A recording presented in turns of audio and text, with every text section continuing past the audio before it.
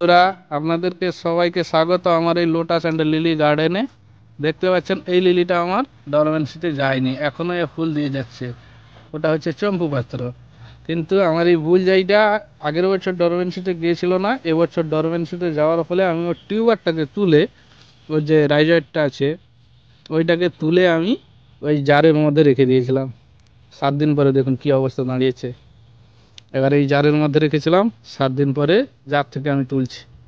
এই দেখুন কি সুন্দর শিকড় বেরিয়েছে, কি সুন্দর গাছটি হয়েছে।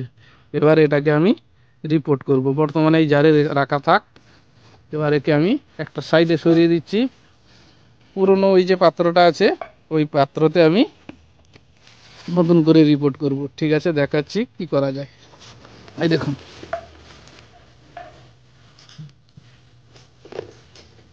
এইটাই ছিল সেই বুলজাই। আপনারা নিশ্চয়ই লেভেলটা দেখতে পাচ্ছেন, ট্যাগ করা ছিল। এবার এই বুলজাইটাকে আমি তুলবো।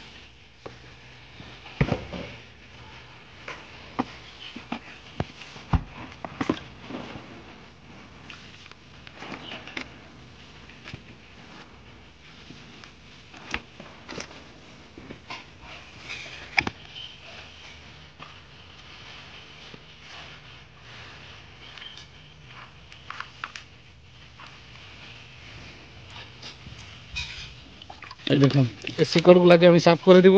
ওই যে ফুটো রেখেছিলাম ভিতরের গামলাটায়, ওই ফুটো থেকে এত শিকড় বাইরে বেরিয়েছে।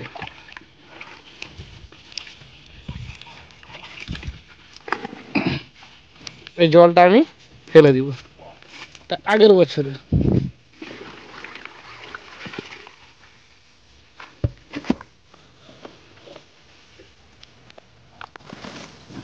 এবার দেখুন বন্ধুরা, ওই পট মেথডে আমি বসিয়ে দিয়েছি জাস্ট। দেখতে পাচ্ছেন, একা ক্যামেরা করছি তার জন্য একটু অসুবিধা হচ্ছে, বুঝতে পারছি আপনাদের বোঝার বা দেখার, কিন্তু একটু মেনে নিতে হবে। এই দেখুন, এবার দেখুন ওই যে আমি বোতলের মধ্যে রেখেছিলাম জারের মধ্যে, এটাকে এবার তুলব।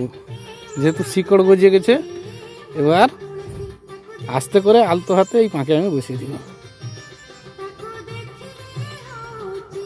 আর কিছু আমি করবো না, এই শিকড় নিচের দিকে টেনে নিবে। এবার আমি এতে জল দিয়ে দেবো।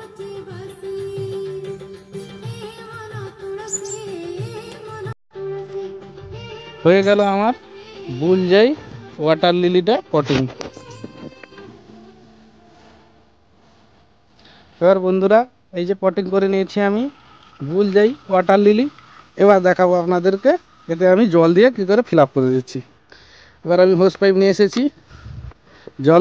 জলটা ডাইরেক্ট দিব না, জলটা ডাইরেক্ট দিলে গোড়াটা সরে যাবে। এই জন্য জলটা দিব আমরা একটু সাইড করে।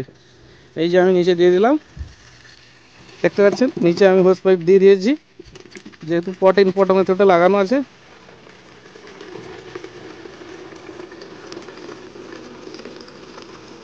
এবার এই জলটা ভর্তি হয়ে যাবে এবং ধীরে ধীরে গাছটি সুন্দরভাবে বেড়ে উঠবে।